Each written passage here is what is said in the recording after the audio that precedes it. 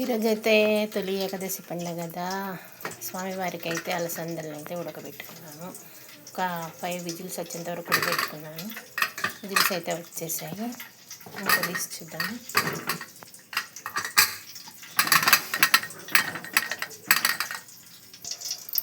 అలసందలు అయితే ఉడికిపోయాయి. వీటినైతే వంపేసుకొని తిరువాత పెట్టేసుకున్నాను. తిరువాతకైతే ఆయిల్ వేసుకున్నాను, 1 గ్లాస్ ఆయిల్. అందులో కరివేపాకు, ఉల్లిగడ్డలు, పచ్చిమిర్చి, 2 పచ్చిమిర్చీలు, గుప్పెడు కరివేపాకు, 2 ఉల్లిగడ్డలతో కట్ చేసుకోవాలి. ఇంకా ఇప్పుడు తిరువాతలో వేసేసుకోవాలి.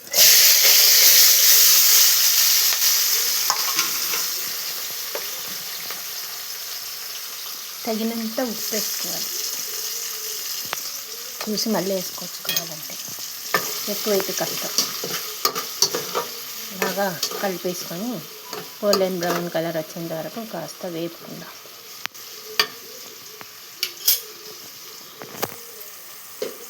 ఈ మధ్య వరకు మూత పెట్టేసుకుందాం. ఆ లోపల మనం ఇవి నీళ్ళనైతే వంపేసుకుందాం.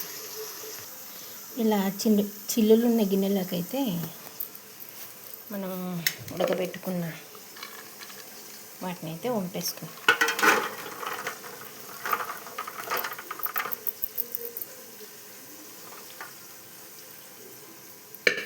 అయితే మొత్తం నీళ్ళల్లా కిందికి దిగిపోయిన తర్వాత మనం తిరువాతలో వేసేసుకున్నాం. చూద్దాం ఇది ఎంతవరకు వచ్చిందో.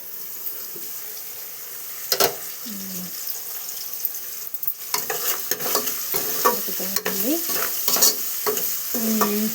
ఓకే, ఇప్పుడైతే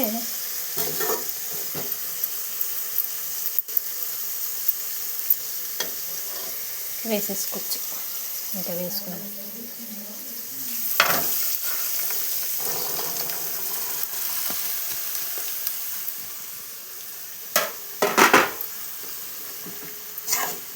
ఇలా కలిపేసుకుని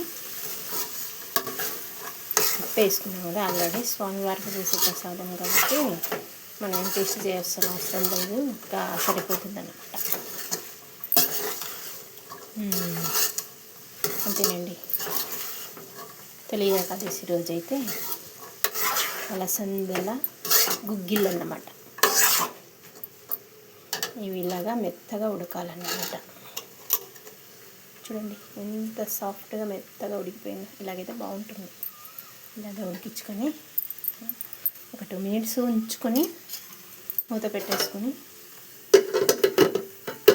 స్టవ్ ఆఫ్ చేసేసుకున్నాము. స్వామికి పెట్టేద్దాం. అంతేనండి, అలసందల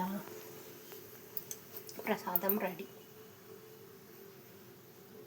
ఇలాంటి మరిన్ని రెసిపీస్ కోసం నా ఛానల్ని ఫాలో అవ్వండి, సబ్స్క్రైబ్ చేసుకోండి, సపోర్ట్ చేయండి ఫ్రెండ్స్. ఓకేనా, బాయ్.